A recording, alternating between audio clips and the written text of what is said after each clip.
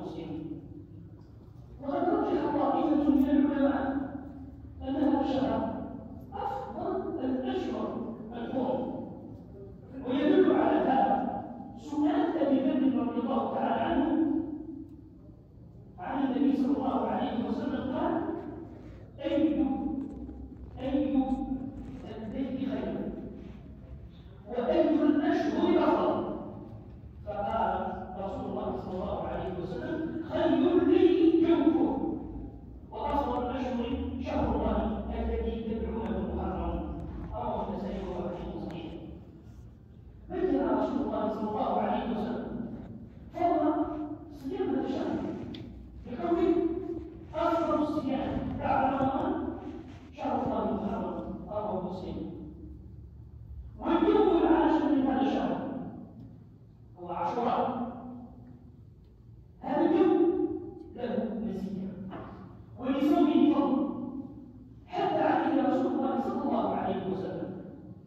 عاشوراء هو اليوم الذي أنجى الله تعالى فيه موسى وقومه وأغلب فرعون وقومه، فصامه موسى شكرا لله، ثم صامه النبي صلى الله عليه وسلم لما رواه ابن عباس رضي الله تعالى عنهما قال: قدم رسول الله صلى الله عليه وسلم المدينة فوجد اليهود يصومون يوم عاشوراء، فسئلوا عن ذلك فقالوا: هذا اليوم الذي أظهر الله فيه موسى وبني إسرائيل على فرعون، فنحن نصومه تعظيما له.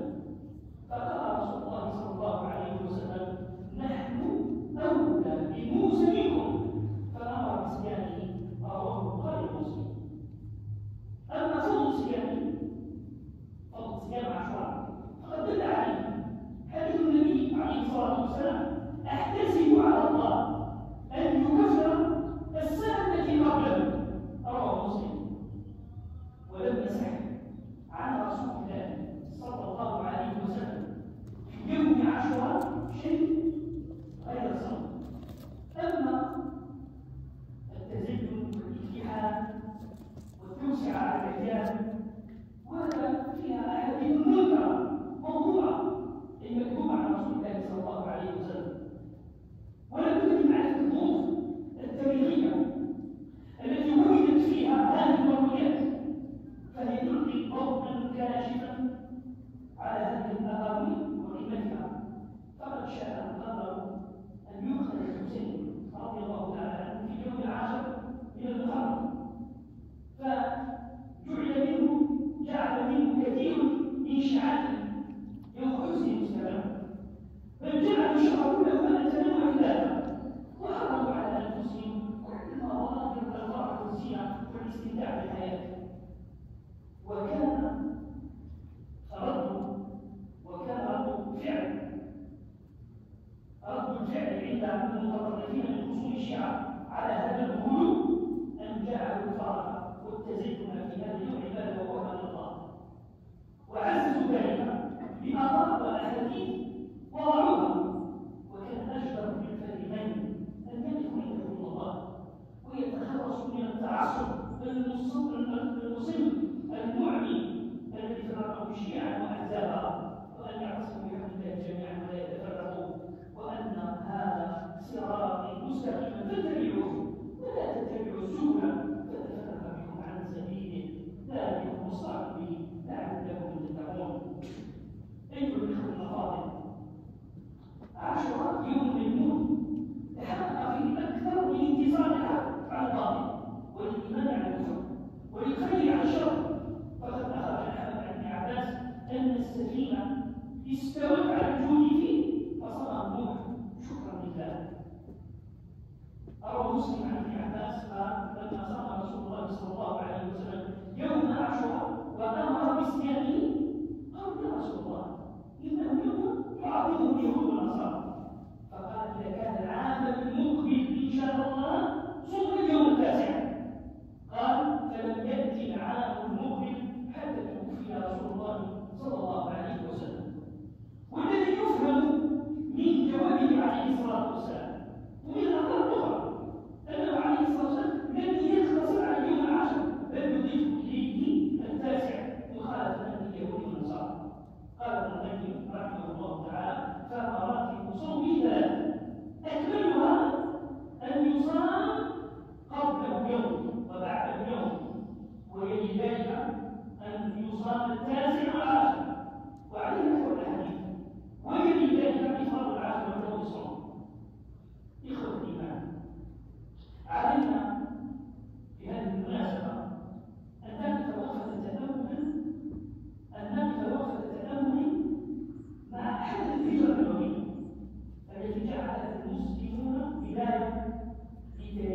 الأمة، ولم يجعل خلافة الرسول صلى الله عليه وسلم ولا بعثته ولا وفاته ولا فتح مكة من تاريخ هذه الأمة، إنما جعل هذا التاريخ يبدأ من هجرة النبي عليه الصلاة والسلام. هجرة محمد صلى الله عليه وسلم كانت بحثا عن أرض خصبة لبذل الإسلام ومبادئه وقيامه فيها لتنبت نباتها وتؤتي أكلها بإذن ربها. كانت بحثا عن قاعدة آمنة تؤسس فيها مجتمع المسلمين ودولتهم ويتحقق المسلمين كيان مستقل. وفعلا استطاع رسول الله صلى الله عليه وسلم أن يقيم هذه الدولة ويؤسس هذا المجتمع وينشئ هذه الأمة الجديدة خير أمة أخرجت للناس. أيها المسلمون أيها المسلمات، من حقنا أن نعتز ونفتخر ونحتفل بهذه الهجرة، وأن ننتهز هذه الفرصة للتذكير بسيرة رسول الله صلى الله عليه وسلم وبشخصية هذا النبي العظيم وبرسالته العالمية الخالدة التي جعلها الله رحمة للعالمين. أيها الأحبة، وبهذه المناسبة نذكر المسلمين ونعلن غير المسلمين بوثيقة المدينة التي تعتبر أقدم الوثائق الدستورية في العالم، حققت مبدأ التعارف والعيش المشترك بين الطوائف المتمالكة والمتناحرة، واعتبر الكثير من المفكرين العالميين وعلماء القانون الدولي أن هذه الوثيقة نقلت الإنسانية من دولة العشيرة والقبلية والقومية إلى الدولة الإنسانية العالمية التي تضم شعوب الأرض على اختلاف أصولها العرقية على اختلاف أصولهم العرقية وانتماءاتهم القومية وعقائدهم الدينية، واستطاعت بنجاح أن تحقق مبدأ التعارف والعيش المشترك. إن المتكلم في دستور المدينة بعين الاعتبار يمكن أن يستخلص من دروس العلم ويخرج بنتيجة وفائدة يتبين له فيها أن هذه الوثيقة سعت إلى إقامة مجتمع منتج لا يجهل التنوع ولا ينكره، بل يسعى إلى الاستفادة منه، وهو معها يقيم مبادئ التعارف والتعايش واقعا فعالا بين مختلف الانتماءات والطوائف والعقائد، لا يتبع على الوقت بلا فائدة أو نتيجة، بل واقع ملموسة.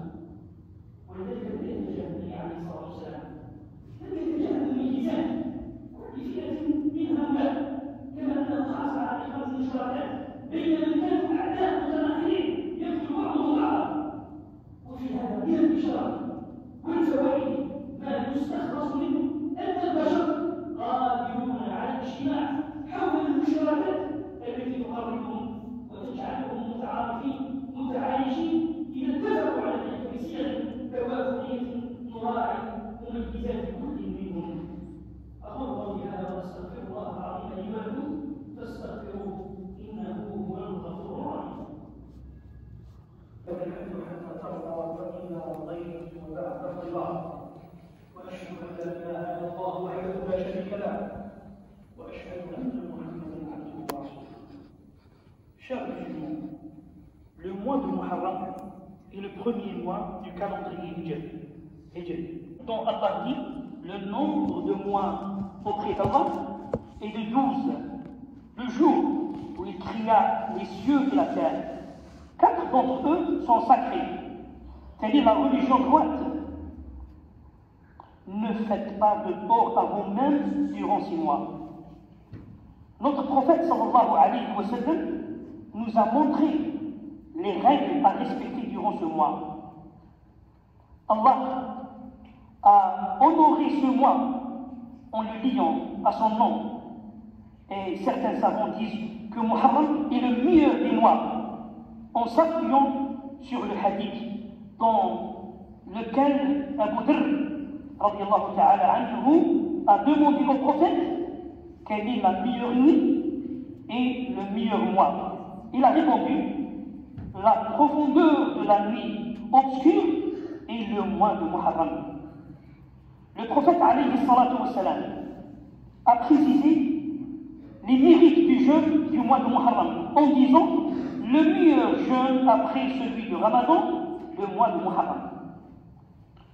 Durant le 10e jour de ce mois, Ashura, Allah subhanahu wa ta'ala a sauvé Moussa et son peuple et a noyé Pharaon et son peuple. Alors le prophète alayhi salatu wa salam a jeûné ce jour pour remercier Allah. Le jeûne de ce jour a pour mérite de purifier les péchés commis l'année d'avant. Rien n'a été rapporté sur le messager d'Allah alayhi salatu wa salam concernant ces pratiques du jour de Ashura, sauf le jeûne.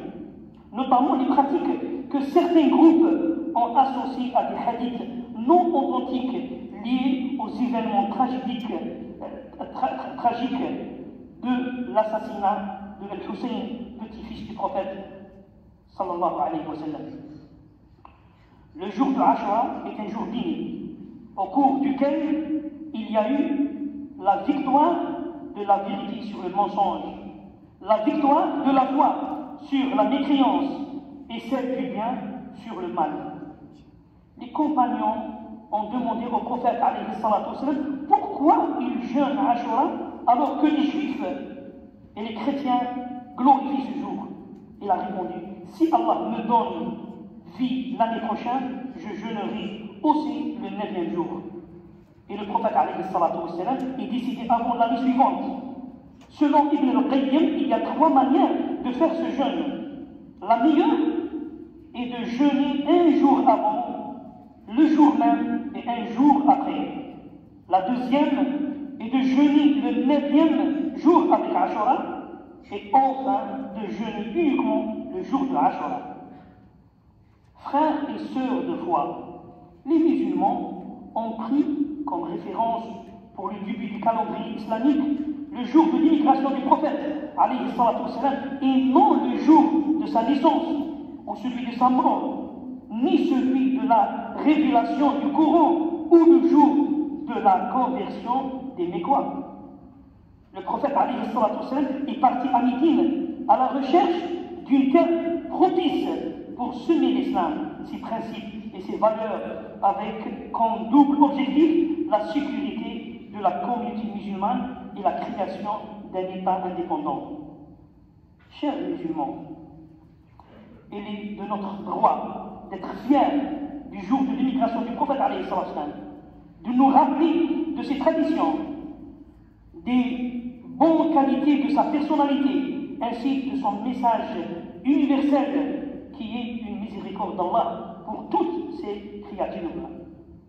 Mes chers bien-aimés, souvenez-vous de la constitution de Médine et parlons aux non-musulmans. Elle est parmi les plus anciennes constitutions que l'humanité ait connues.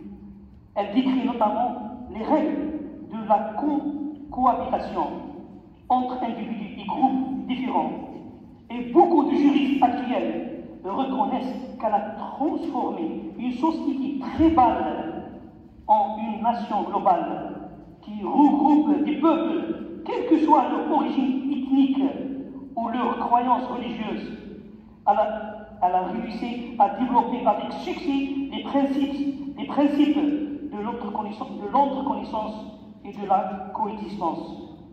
Le prophète alayhi salatu wa salam, tout en prenant en compte les particularités de chaque catégorie de personnes, tenait aussi à établir leurs points communs. Cette règle nous montre que notre société actuelle a besoin, pour le bon vivre ensemble, de chercher à établir des liens sur ce qui nous unit. أيها الأحبة في الله إني داعيك أمن لعلها تكون ساعة إجابة. اللهم اغفر لنا وارحمنا وتب علينا. اللهم اغفر لنا ذنوبنا كلها دقها وجلها أولها وآخرها علانيتها وسرها. اغفر لنا ما قدمنا وما أخرنا وما أسررنا وما أعلنا وما أسرفنا وما أنت أعلم به منا. أنت المقدم وأنت المؤخر، لا إله إلا أنت. اللهم ارحمنا فإنك بنا راحم ولا تعذبنا فإنك علينا قادر، والطف بنا فيما جرت به المقادير، إنك نعم المولى ونعم النصير. اللهم ارفع عنا غضبك وسخطك، اللهم ارفع عنا غضبك وسخطك، اللهم ارفع عنا غضبك وسخطك، اللهم ارفع عنا البلاء والوباء، اللهم ارفع عنا البلاء والوباء، اللهم ارفع عنا البلاء والوباء. اللهم ارحم إخواننا في الجزائر الذين يعانون الحرائق، وإخواننا في تونس وفي تركيا، في كل الأماكن التي اندلعت فيها الحرائق. اللهم الطف بهم يا رب العالمين، اللهم احفظهم يا رب العالمين، اللهم احميهم يا رب العالمين، اللهم اخرجهم من هذه المحنة سالمين غانمين. ونسأل الله عز وجل لمن مات بالحريق أن يكتبه الله عز وجل من الشهداء.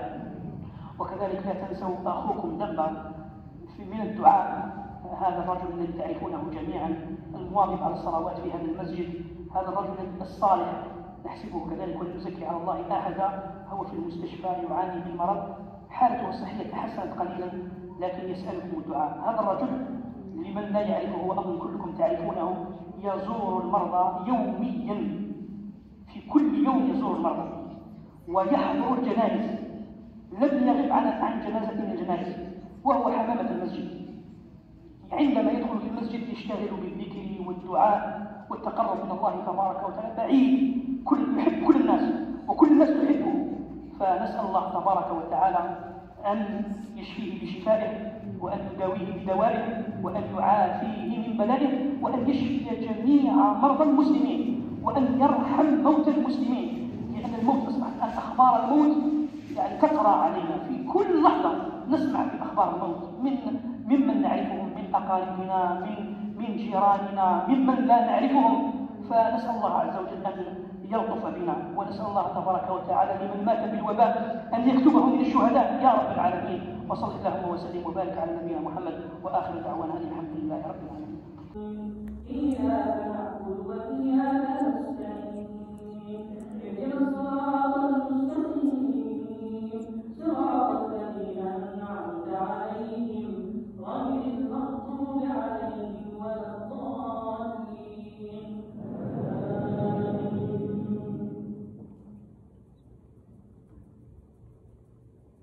سبح اسم ربك الأعلى الذي خلق فسوى والذي قدر فهدى والذي أخرج المرعى فجعله غثاء نحوا سنغرقك فلا تنسى إلا ما شاء الله إنه يعلم الجهر وما يخفى ونيسرك لليسرى فذكر إن نفعت الذكرى سيذكر من يخشى ويتجنبها الأشقى الذي يصلى النار الكبرى ثم لا يموت فيها ولا يحيا.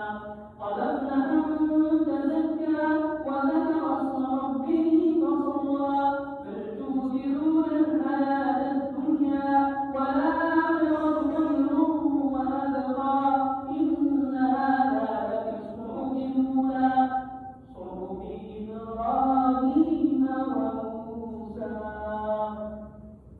الله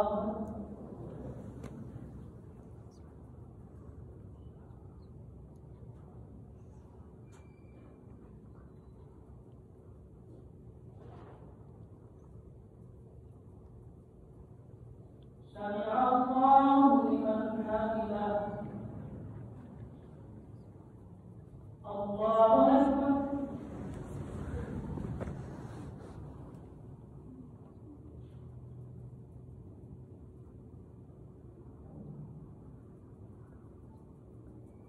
الله أكبر. الله أكبر.